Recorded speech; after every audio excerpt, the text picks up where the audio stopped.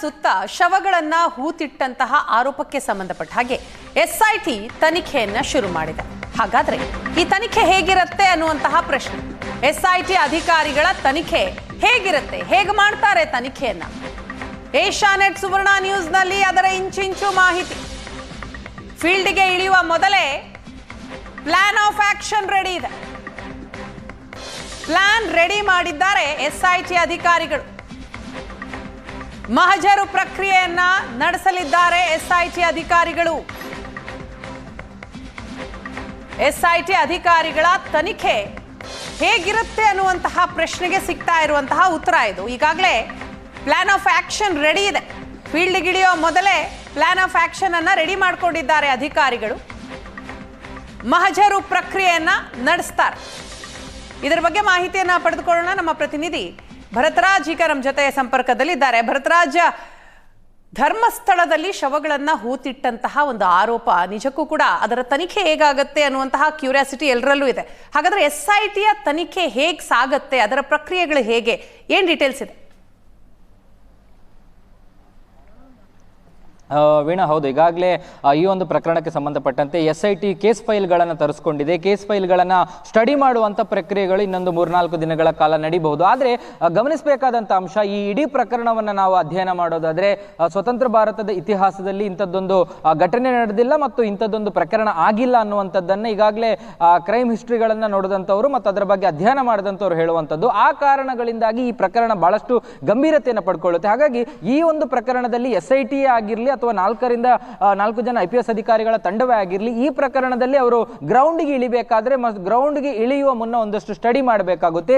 ಈ ಸ್ಟಡಿಯಲ್ಲಿ plan of ಆಕ್ಷನ್ಗಳು ಕೂಡ ಆಗಬೇಕಾಗುತ್ತೆ. ಅದರಲ್ಲಿ ಮೊದಲನೇದಾಗಿ ಈಗ ಆರಂಭ ಆಗಿರುವಂಥದ್ದು SIT ಯಾವ ರೀತಿಯಾಗಿ ತನಿಖೆಗಳನ್ನ ಮಾಡಬಹುದು. ಯಾಕಂದ್ರೆ ಬೇರೆ ಬೇರೆ ತನಿಖೆಗಳನ್ನ ನೋಡಿದಂತ IPS ಅಧಿಕಾರಿಗಳಿಗೆ ಈಗ ಅವರು ಹೇಳ್ತಾ ಇರುವಂತದ್ದು 100 ಶವಗಳು 10 ವರ್ಷಗಳ ಹಿಂದೆ ಹೂತಿಟ್ಟಿದ್ದೇನೆ ಅನ್ನುವಂಥದ್ದು. ಹಾಗಾಗಿ ಆರಂಭದಲ್ಲಿ ಆತನ ಹೇಳಿಕೆ ದಾಖಲು ಮಾಡಿದ ಸ್ಥಳ ಮಹಜರುಗಳನ್ನ ಮಾಡಬೇಕಾಗುತ್ತೆ. ಆತ ತೋರಿಸುವಂತ ಜಾಗಗಳನ್ನ ನೋಟ್ ಔಟ್ ಮಾಡಿಕೊಂಡು ಪಾಯಿಂಟ್ ಔಟ್ ಮಾಡಿಕೊಂಡು ಆ ಜಾಗಗಳಿಂದ ಅಲ್ಲಿರುವಂತಹ ಕಳೆಬರಗಳನ್ನ ಹೊರಗಡೆ ತೆಗೆಯುವಂತ ಪ್ರಕ್ರಿಯೆ ಆರಂಭದಲ್ಲಿ ಮೊದಲ ವಿಚಾರದಲ್ಲಿ ಸಮಾಧಿ ಅಗೆಯುವ ಪ್ರಕ್ರಿಯೆಗಳಾಗಬೇಕಾಗುತ್ತೆ. ಆನಂತರ ಏನ್ ಮಾಡ್ತಾರೆ? ಹಾಗಾದ್ರೆ ನಿಜಕ್ಕೂ ಕೂಡ ಇದು ಒಂದು ಹಂತಕ್ಕೆ SITಗೆ ಬಹಳ ಸವಾಲಿನ ಪ್ರಕ್ರಿಯೆ. ಯಾಕಾಗಲೇ ತಾಂತ್ರಿಕ ವಿಚಾರಗಳು, FSL ಸಾಕ್ಷ್ಯಗಳು ಇಲ್ಲಿ ಬಹಳಷ್ಟು ಇಂಪಾರ್ಟೆನ್ಸ್ ಆಗಿ ಕಂಡುಕೊಳ್ಳುವಂತ ಜಾಗಗಳು. ಹಾಗಾಗಿ ಇಲ್ಲಿ ತೆಗೆದಂತ ಆ ಒಂದು ಮೃತದೇಹಗಳ ಅಥವಾ ಆ ಕಳೆಬರಗಳ ಅಸ್ಥಿಪಂಜರಗಳೇನಿದೆ, ಆ ಒಂದು ಅಸ್ಥಿಪಂಜರಗಳಲ್ಲಿ ತಾಂತ್ರಿಕವಾಗಿ ಮತ್ತು FSL ಫೊರೆನ್ಸಿಕ್ ಎಕ್ಸ್ಪರ್ಟ್ಗಳಿಗೆ ನೋಡ್ಲಿಕ್ಕೆ ಆಗುವಂಥದ್ದು ಅದರ ಎತ್ತರ ಮತ್ತು ವಯಸ್ಸು ಮತ್ತು ಅದು ಗಂಡ ಹೆಣ್ಣ ಮತ್ತು ಅದು ಯಾವ ಅವಧಿಯಲ್ಲಿ ಇದು ಮೃತಪಟ್ಟಿರಬಹುದು ಅನ್ನುವಂಥದ್ದು, ಈ ಎಲ್ಲ ಮಾಹಿತಿಗಳನ್ನು ಕಲೆ ಹಾಕ್ತಾರೆ.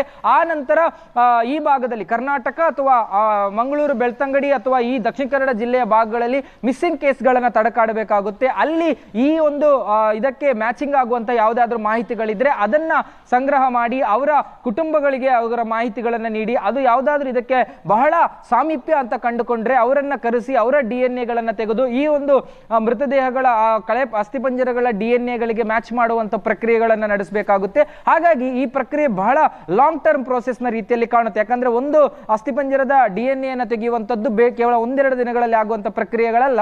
ಆ ಒಂದು ಪ್ರಕ್ರಿಯೆಗಳು ಒಂದಷ್ಟು ಉದ್ದಕ್ಕೆ ಸಾಗುತ್ತೆ. ಇನ್ನು ಇತ್ತೀಚಿನ ನವನವೀನ ಟೆಕ್ನಾಲಜಿಗಳನ್ನು ನಾವು ನೋಡ್ತಾ ಹೋದ್ರೆ ರೀಕನ್ಸ್ಟ್ರಕ್ಟ್ ಮಾಡುವಂತದ್ದು ಕೂಡ ನಡೀತಾ ಇದೆ. ಹಾಗಾಗಿ ಅಂತಹ ಪ್ರಕ್ರಿಯೆಗಳತ್ತಲೂ ಕೂಡ SIT ಗಮನ ಹರಿಸಬಹುದು. ಹಾಗಾಗಿ ಅದಕ್ಕಿಂತ ಮೊದಲು ಒಂದಷ್ಟು ಫೊರೆನ್ಸಿಕ್ ಎಕ್ಸ್ಪರ್ಟ್ಗಳ ಜೊತೆಗೂ ಕೂಡ ಚರ್ಚೆಗಳನ್ನ ನಡೆಸುವಂತ ಸಾಧ್ಯತೆಗಳು ಇರುವಂತದ್ದು. Thank you Bharat.